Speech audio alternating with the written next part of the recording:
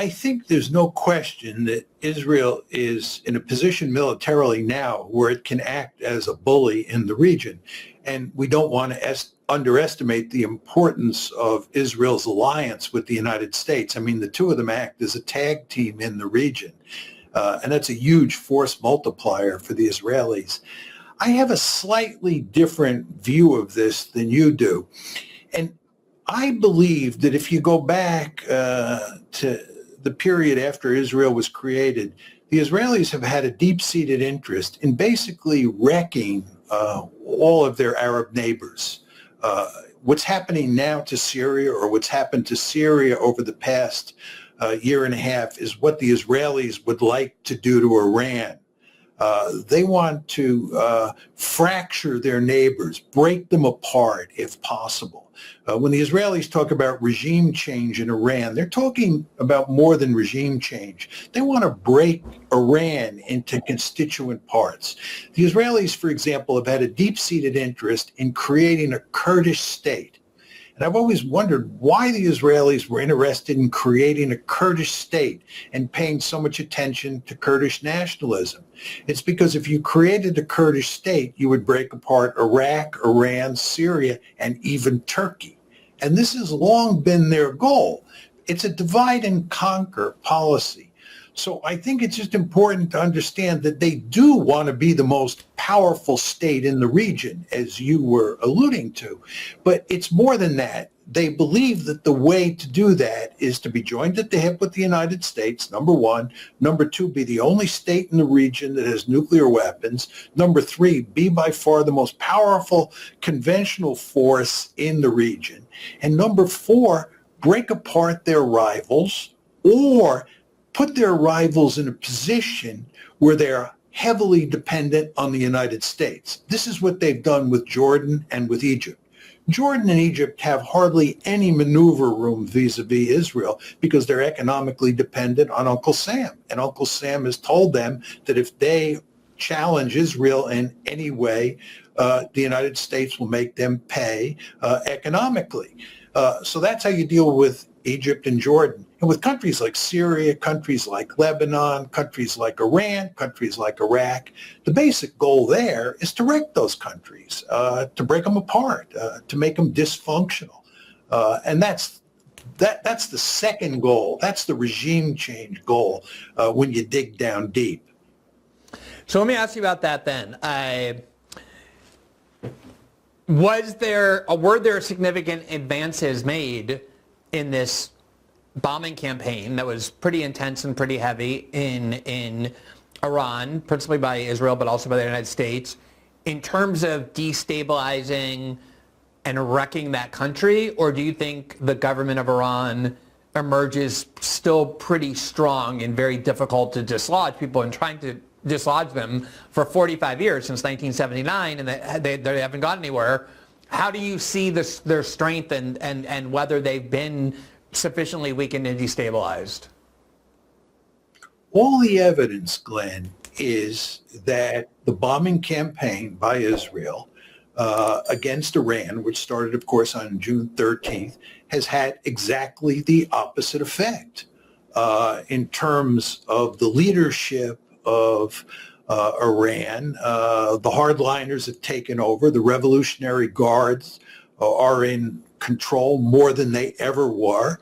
The Ayatollah Khamenei has been weakened because he's been forced to basically go into hiding, and he's not in a position where he can command the country in any meaningful way. And furthermore, all the evidence is that the people are rallying around the flag.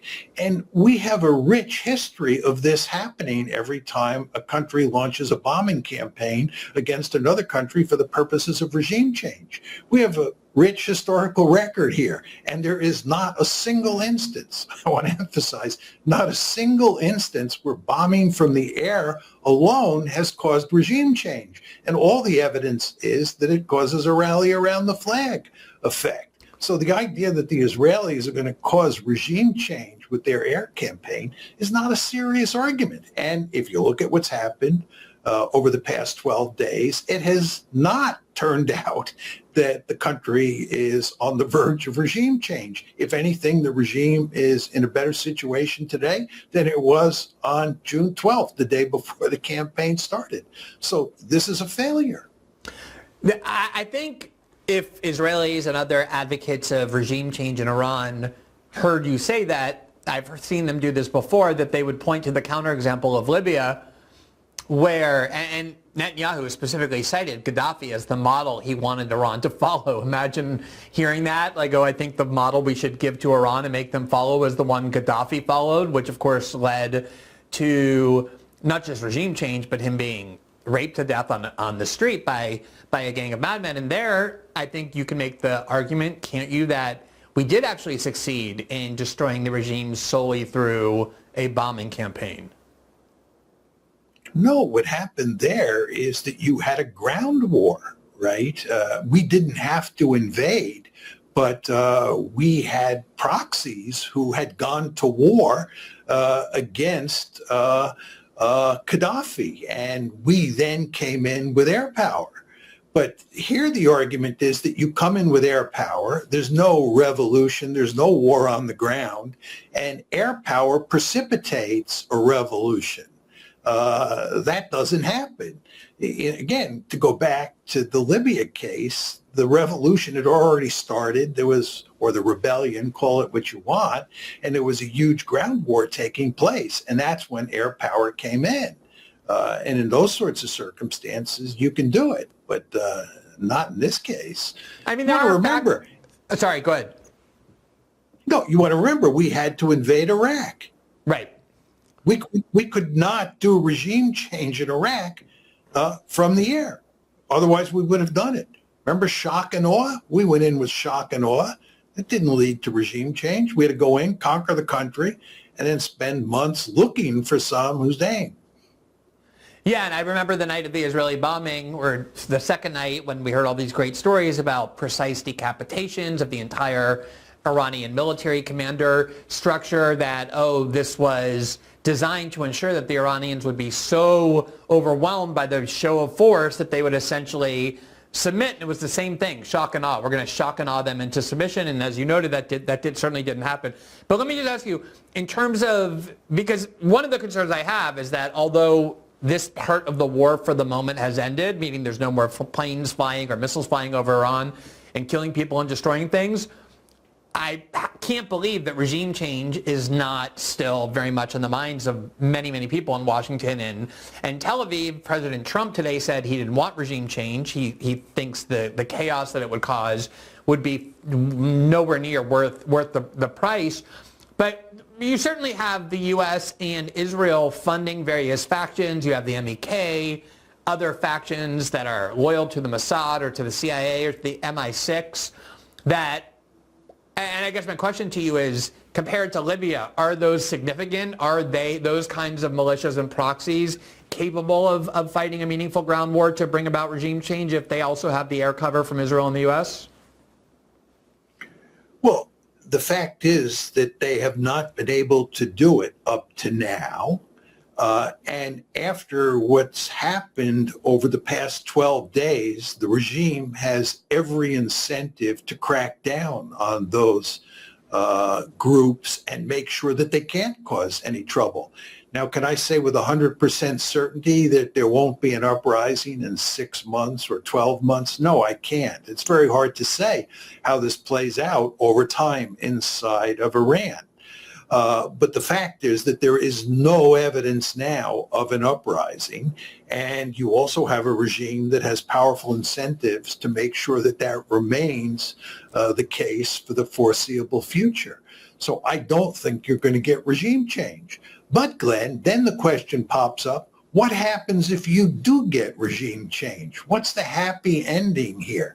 Are you telling me that we're going to get a new regime that is going to say, we don't want nuclear weapons. We don't want to cause Israel or the United States any trouble in the region.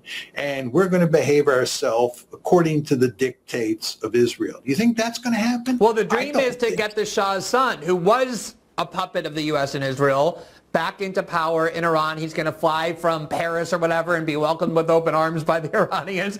And I think you see he's being treated almost as like like Juan Guaido, the legitimate president of Iran. Or the monarch of Iran by multiple Western media outlets, and that clearly is the plan. They had that Ahmed Shalabi, too, was going to take over Iraq and be so welcomed despite not having lived in Iraq for 40 years. That is the vision. Yeah, that is the vision. And if you believe that, I have a bridge I want to sell you. This is not going to happen. I would also point out to you, of course, when the revolution in Iran took place in 1979, it was the Shah who was overthrown. The Shah had an ambitious nuclear program, and the Shah was committed to acquiring nuclear weapons. And the reason is that it makes sense from Iran's point of view to have nuclear weapons. Ehud Barak, the former prime minister of Israel and former defense minister as well, once said that he believed that Iran was pursuing nuclear weapons because it made so much sense. Just think about that statement. He, of course, is a very smart man, and he is correct. It makes eminently good sense for Iran to have nuclear weapons. I have said on numerous occasions in public that if I had been the Iranian national security advisor, they would have nuclear weapons today. I mean, the lesson of the past 12 days is that Iran was foolish not to get nuclear weapons, in my opinion. And the lesson now is to go out and get nuclear weapons, because if you had nuclear weapons, the Israelis and the Americans would not attack you. So I would just say that even if you get the Shah's son in power in Iran, I bet a lot of money that after a short period of time, he'd be very interested in building nuclear weapons because, again, it makes good strategic sense. Thanks for watching this clip.